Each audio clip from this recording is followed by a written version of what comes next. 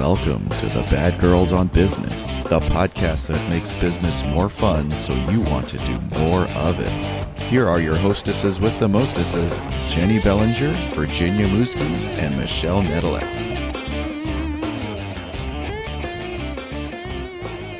Welcome to another episode of the Bad Girls on Business.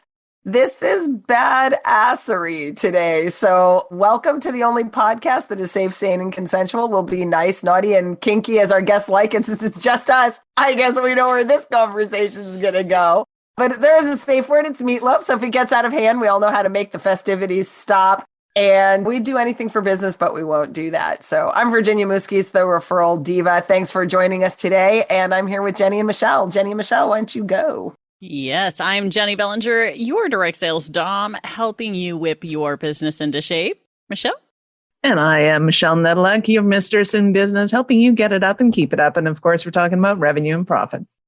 So I find it very interesting. I find it very interesting that we're like, we should record this episode. And we're like, nah, we don't have a topic. We have nothing. And then we start talking. And then we're like, we should have been recording that the entire time. We should. Well, and you know, we're going to hang out for another hour anyways, even if we say we're not going to record. So context of this episode, we just had a guest, Linda Sunshine West, who faced 365 fears, a fear a day for an entire year. And so we're now talking about facing our fears. I'm claiming I have none. We'll see how that goes. Bullshit. Jenny claims that hers would take a week. Check your bias, Virginia. Check your bias. Check your bias. Jenny, be nice. I don't need that. I don't need that judgment out of you. No. All right. So Michelle wants to bop a white shark on the nose. I don't understand that. No, I want to hypnotize a great white shark. It's totally different. It's very friendly and nice. I'm not bopping him. But I did say, and Jenny mentioned, being in the cage. And I said, no, you're going to punch him in the nose. No, I'm just touching. Just touch and you hypnotize them. You kind of pet them. My axe, weirdly enough, can hypnotize lobsters. So you rub them on the nose and they fall asleep. It's really weird. It's hilarious. But anyways, I was saying that you would actually be out there in the water with the great white shark in the ocean, swimming around. So I would look like a nice porky little seal. Which is their food. Yeah. And I'm just going to hypnotize you. Michelle's your friend, not food. Yes. No, and, so we were inspired because, in case people haven't listened to Linda's episode, she decided at age 51 that she was going to face 365 fears. She was going to face one fear every single day for a whole year. And I'm sitting there going, I don't even, I know that I have fears. Yes. I don't know that I have 365 of them. So I feel like if I were going to do this, I'd do a fear a week. Because some of mine, I can't. One of my fears, jumping out of an airplane. I cannot go right now and go jump out of an airplane. Why not? Right now. What's stopping you? I know, but it's not gonna happen today. Because I just came up with it at 4:00 in the afternoon, So, but it's one of those things where some of them are going to involve some additional planning and to make it happen. Because, again, fear of snakes. How do you guarantee that you're going to be around a snake, Because you go to Manitoba right about now, this time of year, and there is a big mating convention that happens on this hill where all of the snakes come to this one hill, make out, and then leave, and they're gone in a couple of weeks, I think. So, you just got to go and find yourself a bunch of horny. Like the monarch butterfly reunion in Mexico, but for snakes. Yeah. Hey, there is a reptile store in O'Fallon. You could just get in your car and drive there and go hold a snake. That's true. I'll go with you. Yeah. I'll go with you. No, I dated Brad McFall, and when we were in high school, and he was one of the world's top herpetologists before he lost his mind, because you have to be crazy to love snakes that much. But yes, and I got over all my fear of snakes. See, I have no problem with tame domesticated snakes that have been hanging out in tanks. My issue is the wild ones that you have no control over because they don't know if you're food or bringing them food or what. That's, you know what I mean? Because I've held snakes. I will not say said store because we haven't. If they want to sponsor us, sure, I'll say it. No free advertising out of Jenny Bellinger. That's my No. Well, so because I actually my sister is good friends with the owner, so I actually know the people who own the store, right? And I've been there and I've held their albino giant boa constrictor. I know her name. It's Aphrodite. Like, I've held her. She's huge. I've touched her. I've petted her, but she's domesticated, even though she could kill me in theory because she's like 8 feet long and 8 inches around and massive. But she's not going to because she got fed a rabbit earlier in the day. She's done. She's full, right? So the moral of the story is carry a rabbit around with you everywhere you go. Apparently. So what I find interesting, and I think this is kind of probably it's in the NLP, right? It's in the word. I don't fear isn't so much for me. Like, I have anxiety or I know it. If you said to me every single day for 365 days, you have to do something you have resistance against, I probably could do 10 of those a day, right? Because my response to fear is resistance, and I experience resistance, but I don't, what I call fear is like what Jenny just said, like jumping out of an airplane. Or have you seen those videos of people like jumping off a cliff and like swinging across a canyon and then swinging back? Like, I'm like, oh, hell no, like terrified of that. Wouldn't do it not because I'm afraid, not really afraid. That's just stupid. Like, I'm not. That's how I feel about jumping out of an airplane. There's not diapers big enough for that for me to do that. I'm sorry. I know there's adult diapers. Don't get me wrong. That's not what I'm saying. Y'all just don't know how big I am. Yeah. Okay. So I like bungee jumping, and it's not, and I could say it's just not for me, but there's like, I just think it's stupid to risk your life. So I do have a fear of like death by bungee jumping and by bumping. By bumping. That too. Use a condom, folks. Moving right along. Death by jumping out of a plane, death by. Sure, death by anything will cause some fear. Yes. So how do I overcome that? I mean, I guess, I don't know. So let's take this into the business realm then, because there are certain things that we probably experience fear, resistance, whatever you want to call it, in the business realm. So what are the things that, let's open the kimono, y'all. Disappointing Michelle Nedelec. That one, that scares the hell out of me. To point at me? Disappointing. Disappoint me. You should be pointing. You should be afraid of that. Disappointing Michelle Nedelec. Yeah. Okay. Yeah. No, you don't want to disappoint your mistress. No, that's never a good thing because, Well, I know I used to be terrified of making phone calls, like just period, pick up a phone and talk to somebody. Not my friends, obviously, but in business, like just picking up a phone. And so I decided to go into telemarketing. Like, well, there's one way to get over. There you go. There you go. Got on the top of the sales leaderboard and went, okay, I'm done. That was fun. Nice.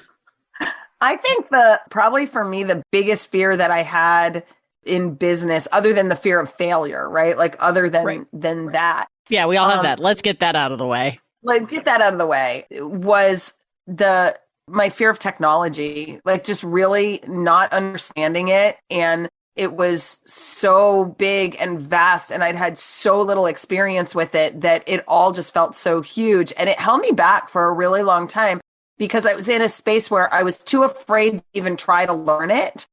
And I didn't have money to outsource it. And then I found out, thank you, Michelle Nedelec, that it doesn't do you any good to just outsource it if you don't understand it, because you can't have a conversation with people about what you need so I really had this really huge avoidance of technology. And I experienced this same feeling a couple weeks ago when I went glass blowing with Nicole, right? So I'm in the glass blowing studio, and Jeremy, our very handsome glass blowing expert, teaching us how to do this stuff. He's showing me, he's like, well, first we're going to do this, and then we're going to go here, and then we're going to do that, and then you're going to spin the thing, and then we're going to blow on the thing, and then blah, blah, blah. And I looked at Nicole and I was like, do we have to remember this? Like, I was like a deer in the head. I'm like, do we have to remember everything he just said? And he's like, no, I'm just giving you like an orientation. And I was like, okay, because you lost me at that thing over there. Like, I totally am confused. And I sort of experienced that confusion and that fear of failure. And I think the really biggest one for me is like, I just fear sucking at something.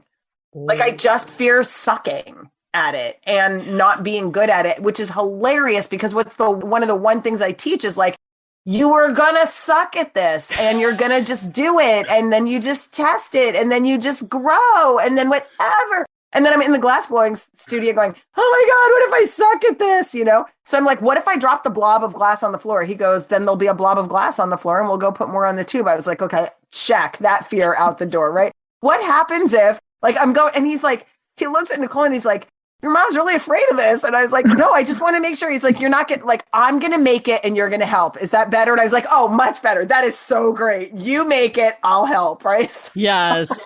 He's like, I'm so afraid of failing. This is how stupid this is. So I decide, because I was afraid of drowning, that I would take up scuba diving because that's what I do. So we went and scuba diving and took our lessons and stuff. And I'm losing my shit. And my son's like, what is your problem? I'm like, I am so fucking incompetent that I can't even breathe underwater. And he looks like, you're an idiot. Nobody can breathe. Nobody can breathe underwater. That's kind of the whole definition of drowning. No. Oh my God, I can't believe I'm beating myself up because I can't breathe underwater. Oh my God, that was funny. It was the best. Did you mean you couldn't breathe through the regulator? Or no, because I wasn't a dolphin. I couldn't breathe underwater. It was like it was seriously like the whole idea or notion at that time of being incompetent was so terrifying to me, to be that bad at something. Like, oh my God. Oh yeah. Like whoever did a head trip on me when I was little did it really well. It was like, right? Oh my God. So yes, that's my pursuit of, I chase my fears because I realize when I'm doing them how stupid they are, and I got to get that shit out of my head. Oh, I like that. So I guess it's my turn. What's coming up for me is because I've been saying since December of 2019, because it was the first time it came up for me, which is you're going to write a book. So I've been saying for now 3 years, you're going to write a book. I haven't written a book. I've written a chapter in a book. I've done a collaboration. Yes, I'm an international bestselling author. So I took my baby step in, right? Like, okay, let's write that chapter. Hey, I didn't die, right? And the chapter was actually pretty good. And the book went international bestselling. So hallelujah. So there was that. But still, I have resistance around, because I'm trying not to own fear on it, of writing the book. And I think where it comes down to is, interestingly enough, judgment, right? Because for me, the thing I dislike the most in the world, because shocking, I don't like being disliked or judged. Like that's my kryptonite, is being disliked or judged. And so if I'm putting out this book, there's going to be people who might dislike or judge me based on it. So it's like, oh, that's scary. And and you can't win, right? Because it's like, some people won't like the book. Some people won't like you. Like, who does she think she is publishing a book? Right? Mm-hmm. Like all of that stuff that whirls around if I produce it and it sucks. And here's the most interesting thing. There was a study done. It was an art teacher, a ceramics teacher. And you could do one of two things. You could choose your grade. One was you had to produce a perfect bowl. You had to throw in a ceramics class, throw a bowl. It had to be a perfect bowl. And then the other one was you got graded based on the number of bowls that you created. So like you could it would be like if you did 50 bowls, you got a D. If you did 100 bowls, you got a C. If you did 150 bowls, you got a B. If you did 200 bowls, you got an A. And it didn't matter if they were great bowls or crappy bowls. Like the quality of the bowl would not be the measuring criterion. It would be the volume, right? And lo and behold, they put out like all of the people that tried to make the perfect bowl struggle. Like they just struggled and struggled. They had a hard time throwing the bowl. They just, it never occurred to them, well, I don't have to make the perfect bowl on the first try. They just kept like hammering on one bowl for an entire semester, right? Like just on it. And the people that got A's, actually, by the time they were on like 177, 178, their pottery was brilliant and it was beautiful and it was approaching perfection. And what's interesting is I think, that's why Scott Conway has written 56 books, because he doesn't care if they're good. It's a numbers game for him. He's like, good book, shitty book. I don't care. It's like, it's my book. I write it for me. I put it out there, read it, don't read it, whatever. But his books are getting better, right? And I think it's the same thing with marketing. We all want to go out there and throw our marketing. We want our marketing message to go out there. And on the first try, we want to nail it and we want it to make us $1 million and we want it to convert. And really what you need to do is 200 bowls, right? Like you need to just like put it out there, let it be judged. Yeah. Let it be judged. And here's the biggest part of it.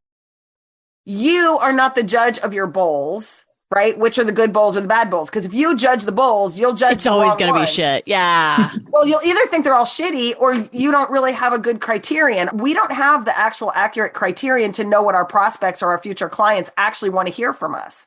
We don't, unless we ask them and give them what they want. Yep. Right? So I think that metaphor is pretty powerful. Absolutely. I was taking an art class and the teacher said, most people will take an art class in order to get rid of their own creativity. And I'm like, that is intense. So he goes, and it's insane because you're never going to get rid of you. You are always going to be the one creating these things. So it's always going to have your creativity on it. Somebody who's objective to it is going to look at it and go, oh my God, I love that. That's awesome. Even though the artist themselves like, oh my God, I hated that one. That one was terrible. But it's not about, because we're still trying to get rid of our creativity in that process, and we're always going to be in there. And it's crazy to me that it's just kind of part of human nature that we're never going to make that perfect bowl because we're always the one judging our own bowl, even if the bowl is gorgeous and awesome and amazing and beautiful to somebody else. Do you ever wonder what like Chihuly thinks? Like the artist that does the Chihuly glass, and he makes these beautiful, gorgeous. Do you ever wonder if he just stands there and thinks like, God, that is the shittiest exhibition I have ever hung in my life. Like that is, yes. Like how many hammers has he taken to his shit? You're like, True. Right. True. And I just got to say, for those of you who were thinking the same thing that I was thinking a few minutes ago when Virginia said something about doing 200 bowls, if you're in Illinois or other states where that's allowed, we're not talking weed. We're not talking about those bowls. You'll get really good at it, I promise. You'll get really good at that kind of pottery. That kind of pottery. Yes. Oh my God, Jennifer. It's so bad. The dad jokes. I do love your attire today. Jenny's wearing a shirt that says, I solemnly swear a lot. Yeah. My favorite coffee mug, it says something like, I do not. Oh, crap. Like, I do not swear like a sailor. I enunciate that shit like a lady.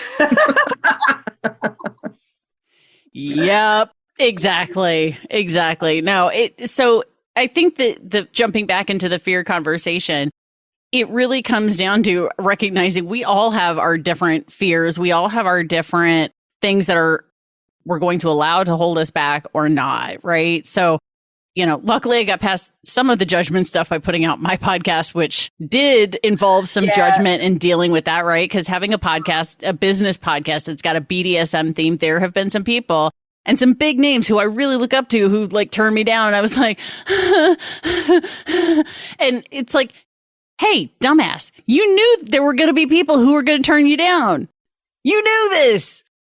Well, and I think the fear of rejection it holds a lot of people back. And the really weird thing is, unless you just want to get up every day, get in your 4-wheeled cave, drive to your work cave, work all day in your cubby, and then get in your car and then drive home, you're going to have that. And there's no, like Michelle was saying about creativity, I don't think there's any way to get around rejection because we reject ourselves first. Ooh. Oh, fuck, that's deep. If we didn't reject ourselves first, we wouldn't know fear of it. Right? You didn't know you were in therapy today, did you? Shit. Yeah, no kidding. Yeah. Ooh, and if y'all are hearing this, it's because you needed to hear it too. Like, let's not just make this, it's not just about me. It's about the person who needed to hear this today too. I'm saying. Right. Yeah. I mean, you can't experience from another human being what you don't already do to yourself. If you didn't have a fear of rejection deep inside you, and then someone rejected you, you wouldn't even know what to call that. That would just be weird. Right. And they just walked away. Okay. Okay. Yeah. Like you wouldn't know what it was. So that experience is an experience, like you had an experience, you decided it was rejection, and that experience was painful for you in some way. You called it rejection, and now you fear the pain of that experience. And so we really write those scripts for ourselves pretty young. Yeah, we do. So I'm going to say it's a funny story about that. You can judge it for yourself. Let's lighten the mood. Yeah. So, well, I don't know if that's going to happen. But so when I was in grade 2, we had this group of friends. And I grew up in the country, so you knew the people that lived around you, and those are the only people you knew because you didn't see anybody else. So it's totally different than growing up in the city. So I had like 4 friends in elementary school, and one day they decided to jump on me and beat me up. So they're on top of me, beat me up, pulled my hair out, all this kind of fun stuff. And for years, and then the next year, the teacher separated us. So we were all in different classes after that. About 6 months ago or so, I phoned my friend and go, hey, do you remember that fight in grade 2? What was it all about? And she goes, I don't have a clue what you're talking about. And I'm like, dude, we got separated in separate classes because of this fight. You don't remember that? And she's like, no, but I really hope that, you're not still holding on to this stuff and resenting me for it. Because I'm going to feel really bad that you've resented me for like 50 years over something I don't even remember. And I'm going, she goes, and then whatever conversation brought this up, I wish I was flying the wall to see what had happened and what was going on with it. And I had to laugh because it was, I wouldn't say it was traumatic. It was traumatic. Right. But I couldn't remember why the fight had started. And I was like, oh, I'm sure I was just being a bitch or something. And she couldn't remember what the reason was that had started. But I am totally convinced that for years, I held that, whatever that was, that fear of rejection, or my friends are going to turn on me and attack, which, is justifiable fear when it actually happens. But the silliness of it, there was no impact to anybody else. Like, and to your point, I feel the rejection of it, but nobody else had that same feeling of we were rejecting you. I had a really similar experience when I was like 10 or 11 years old. And I was like, there were the popular girls, and I got invited to this party. And here's the story that I tell myself about it. Now, I go to the party, and I'm so excited that I'm at the popular girls party, at this party. And then that night, we're playing Truth or Dare. So they asked me a question, and it was probably about like, what boy do you like or whatever. And I feared that would end up in the wrong, whispered into the ears or whatever. So I chose the dare, and the dare was to let them smear me with green Jell-O and sleep in the closet. So I didn't say no, because you have to do the truth or the dare. Well, no, you don't have to do anything. Right. But I was like, well, I have to do the dare. So, so that's what I did. And so for my whole life, I've hated these girls because smeared me with green Jell-O and locked me in a closet. And then Facebook is so great. So one day, girl number 1 who was not a perpetrator shows up, and she's like, oh my gosh, how are you? Do you still live in Jersey? What are you doing? Whatever. And she had been my bestie when I was 8 years old. So it's like, oh my gosh, it's so great. Whatever. So then she posts a picture. This is the be all end all. She posts a picture of us all from 7th grade. Right. And I comment on the picture to my friend, who we'll call her L. Oh, L, you always were the pretty one. And then, bitch who locked me in the closet goes, oh, thank you. As if I was writing that about her. And I was like, that is so weird. So anyway, she private messages me oh, hey, how are you? And I was like, bitch, do not come at me. Are you kidding? I'm like, are you kidding me with this? And she's like, hi to you too. And I was like, you made my life miserable. I go on it, right? You made my life miserable and whatever. And she's like, what did I do? What did I do to you? I'm so wow, you got a lot of anger. What did I do to you? So I tell her the whole thing. She's like, swear on all that is holy, I do not remember doing that. And if I did that, I was a bitch and I'm really, really sorry. And you probably should like let it go because it was a long time and nobody remembered it. Right. But the fear that was built out of that was that I didn't deserve good friends. I only deserved friends who would mistreat me until I met Jenny Bellinger. I was going to say, and that's why we're your friends now, right? Yes. Just shit and abuse. No, actually, no, but yes. Sure. Yeah. But yeah, no, I really did. I had that was my number one fear. So I didn't have a lot of friends. Like I just decided I wouldn't have friends because that's what, friends smear you in jello and lock you in the closet. Like what kind of friends are those? Yeah. And good the person that did it happen as an adult, you'd be like, oh my God, hey. no. Yeah, that would be because I was doing one of those pottery things. Jello yes. Yeah. Jello shots are not an option anymore. No. Just kidding. No, and I think what's interesting from that too is the person we become because of the story that we tell about that, right? Because what's interesting about yours and my story, Virginia, is the fact that I met you years before, as you put it, I picked you as a friend, right? Right. And the first time I met you, I was like 8 months pregnant. You were doing your spiel from the stage, right? And I was like, that's great information. I can't do anything about it right now because I'm pregnant, but I want that information later. But I was not attracted to hanging out with you at that time. Mm-hmm. The person you were at that time was not the person who I was ready to hang out with. It was only after like years later when you weren't able to do that thing anymore, blah, blah, blah. There's big story behind that we're just not going to address here because it's way longer. But once we got to the point where it was like, okay, now she's a part of my life again. Through networking. Okay, she's back in my life. She's back a part of it. She's been presented to me by the universe again. Okay, cool. So we did the business thing and then you got moved to a different region. And then I was like, all right, we can be friends now because now you're not like part of my like upline, downline, business hierarchy. There we go. Business hierarchy is a good way of putting that.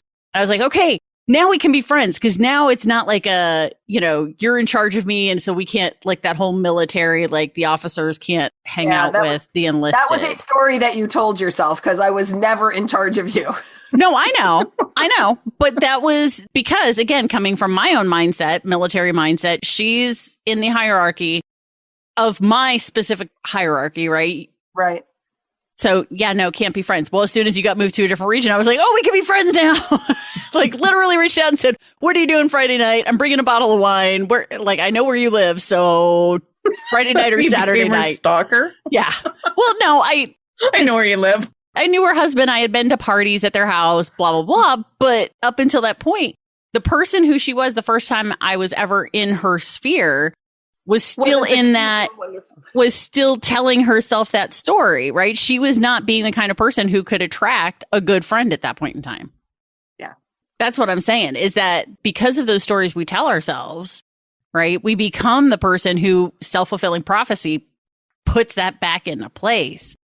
So it was interesting because the thing that really made Jenny and me friends, Michelle, was I was friends with this person who had invited me to this party where I didn't know anybody as her plus one, and then promptly disappeared and like left me there and like was just super whatever. And then I was like, I'm in the bathroom and I'm hysterical. I'm like, I cannot believe that she did this and blah, blah, blah. And then all of a sudden I just stopped and I got really, really calm. And I look in the mirror and I'm like, you are not 10. And this is not a closet. And check it. There's not even green jello in your hair. And you have car keys and you can go home. And so I leave. I'm getting ready to leave. And this individual, after like ignoring me for 5 hours at this party, goes, oh, I thought we were going to hang out. And I was like, whoa, bitch, I'm so out. I'm like, no, I'm really tired. I'm going to go home. So I leave and I go straight to Jenny's and I'm like, and she, and whatever. And Jenny's like, there, put your head in my lap. We'll watch Walkie Horror Picture Show and I'll pet your head. And that's how we like, that's when I trusted Jenny, was when I broke up with a narcissist and like went to her house and watched Rocky Horror. So you can, the point being that you do have this incredible power to make decisions, to not stay in the pattern, to really recognize that whatever anger, anxiety, frustration, whatever negative emotion that we're feeling is not grounded actually in the present moment. The present moment is super neutral. Yep. right? It's grounded in some story somewhere. And it was so interesting because right now I'm like reliving. I can actually see the bathroom that I was standing in the mirror that I was looking in when I was having this conversation with myself about the fact that this was not that. And then even realizing later on in examining that story that the mean girls did not just decide to turn on me and lock me with green jello in my hair in the closet, which was what I had believed all along. But there was a truth or dare game, and I actually was playing the game with them. So they had necessarily had no malintent. It was just, that was a funny dare. Yeah. But it's interesting how we,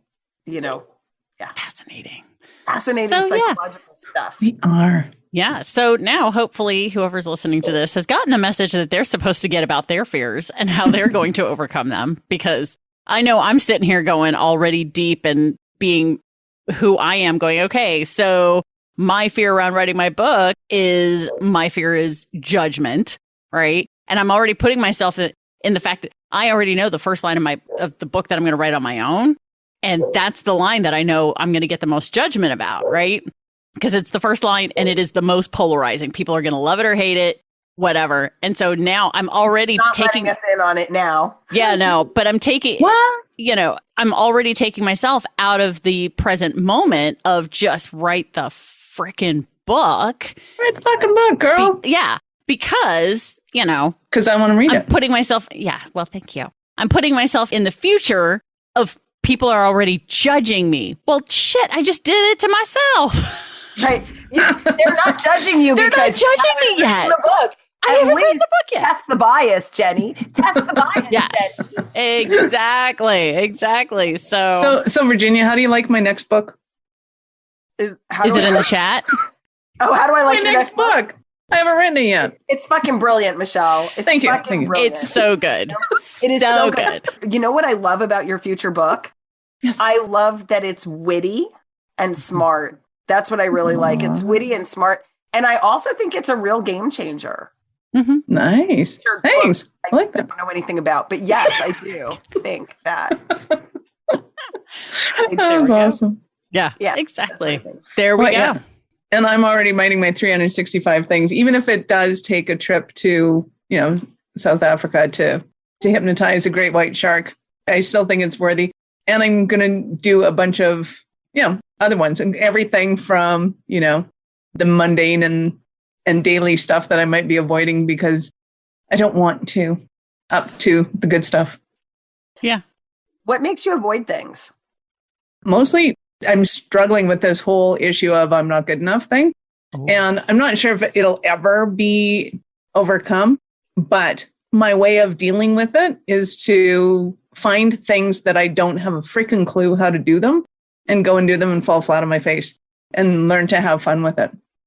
Because I would like to say that I've always done inane things, but I do inane things now to prove to other people that they don't have to be good at things, that they don't have to concern themselves with what other people think. And to your point, I judge myself first. And it's like, okay, how can I be as polarizing as possible to get rid of all the people that I don't like?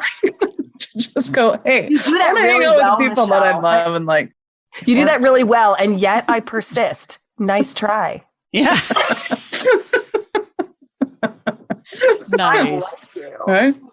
See, but you guys, and we were talking about this the other day, about naming things. And Tom Poland from Leadsology calls your thing your black jelly bean because it's polarizing. People either love it or they hate it. And that's awesome because so you want your black jelly bean. You want to know what it is because that will hone in your audience on who you love to be around and get rid of all the people that you're just not their jelly bean. And that's okay. I'm so glad. Oh God, I can't even say it with a straight face. Oh God, I've cracked myself up. I'm so. You know where I'm going with it too, I bet. I think I do. I'm so glad that my bean is BDSM.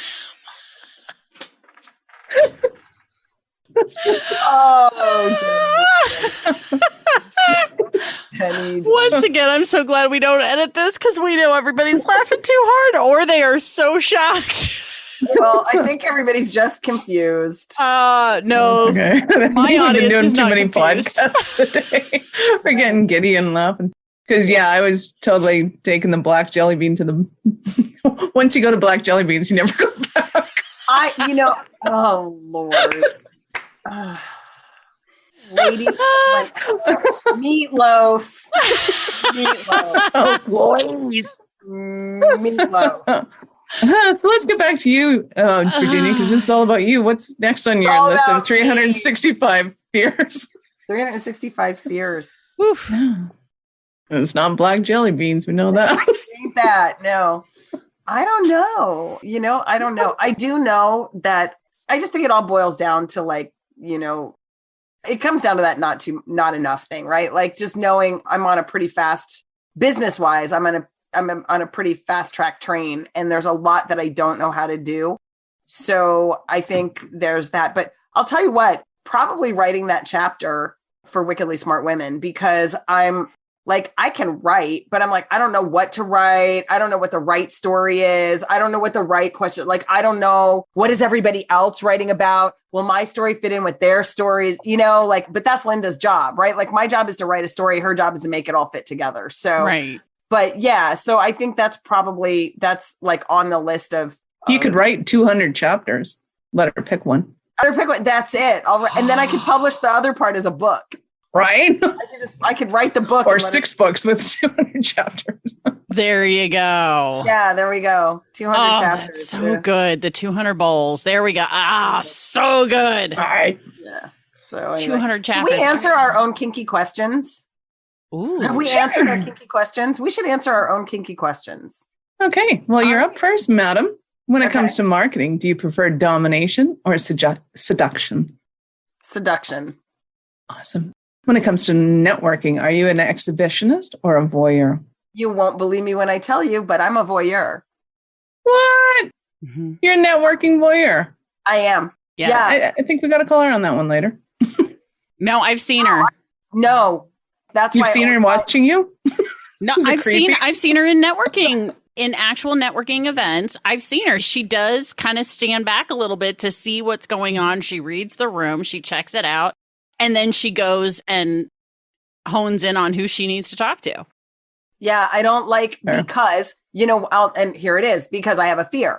I feel like networking is a lot like a 6th grade dance, and you're just going to get shot down over and over again. So I'd rather stand on the sidelines and hope a boy asks me than go out there and start asking people and getting ignored and rejected. I don't like that. I also am not a big fan of like stupid conversation. I don't like to get drawn into meaningless drivel, and I hate being sold at. So it's one of the reasons that I do 2 things. One of the reasons that I always have a booth when I go to JVology is because I can hide behind the booth. So if it gets too overwhelming, or if it gets too, I can still be in the room. I can be at my booth, and people tend to kind of leave you alone during stuff if you're at your booth, because they don't want to go to the booth. Like they don't want to go to the booth because they don't want you to try to sell to them at the booth. So like the booth is like the place where I retreat to. And so I'm absolutely a voyeur. Or I have a wingman with me, and I sit on a chair and then have people go find interesting people and bring them over and be like, you should meet Virginia. And then I talk to that person. I don't like approaching people. Oh. Very interesting. Yeah. When it comes to leadership, are you a lady dom or power sub? I'm a fucking lady dom. There's no doubt about it. I like it like I like it. I want it when I want it. And I'm not a discipline-y dom. I'm a rewarding dom, but yeah, I'm definitely a dom. Nice. When it comes to your team, are you married or do you prefer mistresses? Right now, I have mistresses, but my goal is married. My goal is to really have a team, be able to employ people full time and give them a good living and a great experience. Nice. Well, you're doing that too. You're just doing it fractionally. Fractionally. Yeah. I mean, it is my goal. Either way, it is my goal to make sure that people, and that goes back to the lady dom thing, right? Because a really great dom gives a submissive this experience that they want, and actually an experience that they might be afraid to have, but to keep them safe while they're pushing their boundaries. And I feel like that's really important for a team too. But it's easier to do that in a married context than in a fractional context, I think. I don't know. I can't say that because I haven't done the full-time employee thing. So. Very cool. Entrepreneurship, monogamy or polyamory? Serial monogamy. Fair. Awesome. It is, because otherwise I get too scattered, right? Like I got this project and that project and this project. Like I've got two going on at the same time, and I'm actually sort of trying to step back from one and really focus in on the other. So I really want to focus on one partner at a time. Nice. Your partner will love you for it.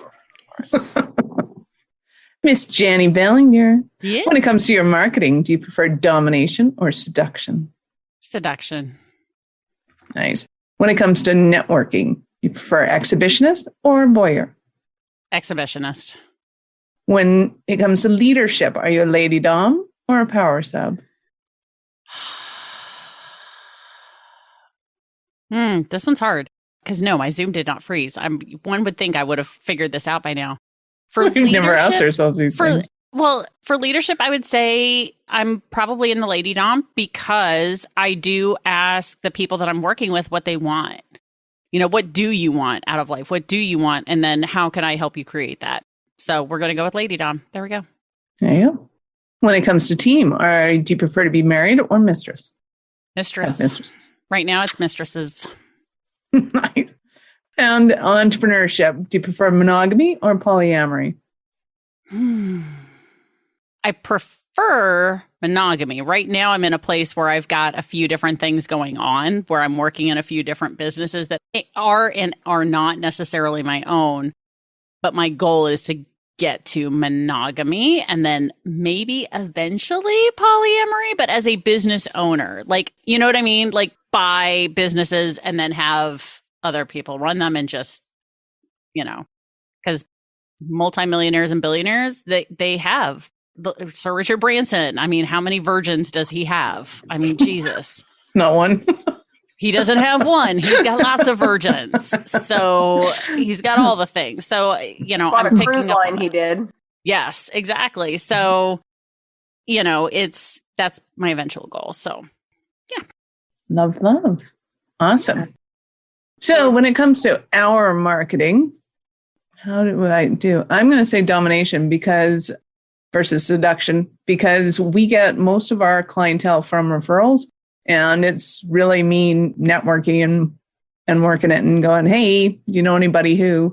So I'm out there. We're going to call that domination. When it comes to networking, am I an exhibitionist or a voyeur? Networking, I'm definitely an exhibitionist. I learned very early on, I think I was about 12 years old when my sister said, hey, if you want to get into a bar, just walk in like you own the place. And that's been my theory ever since. So yes, I was going to the bar when I was 12 and getting drinks. Funny story on that one. So I go to the airport with my mom and dad to pick up same sister from her trip to Montreal when she was about 18. A waitress comes by and says, would you like drinks? My mom and dad ordered drinks. She looks at me and said, would you like a drink? And I said, yeah, I'd like a tequila sunrise. It was the 80s. And dad goes, you can't give her a drink. And she goes, why not? She goes, she's not old enough. And the girl looks at me and I'm like, it's my dad.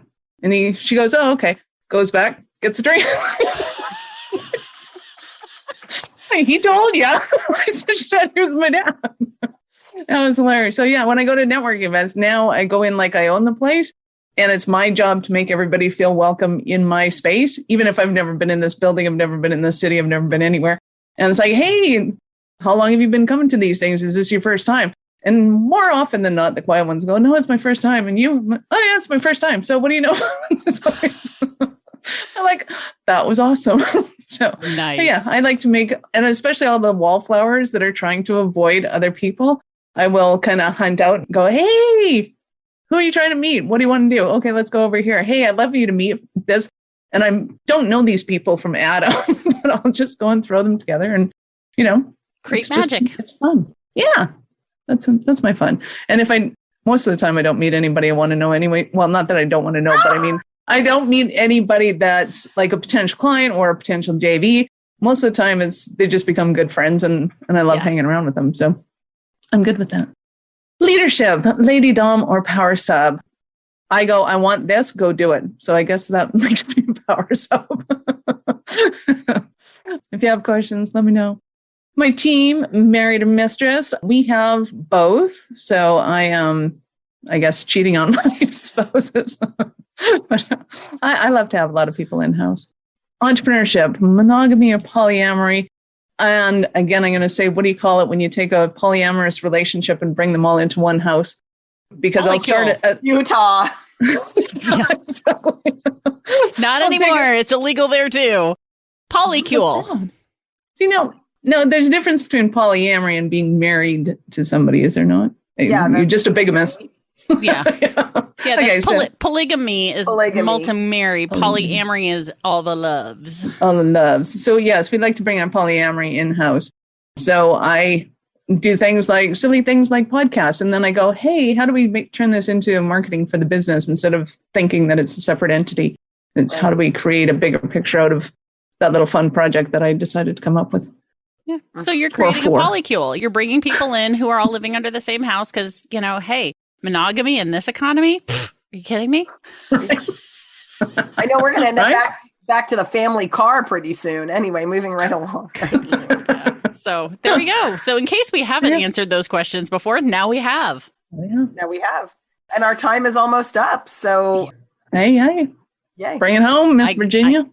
Oh, it's Jenny. Yeah, Jenny. No, I bring. She starts us off. I finish it. That's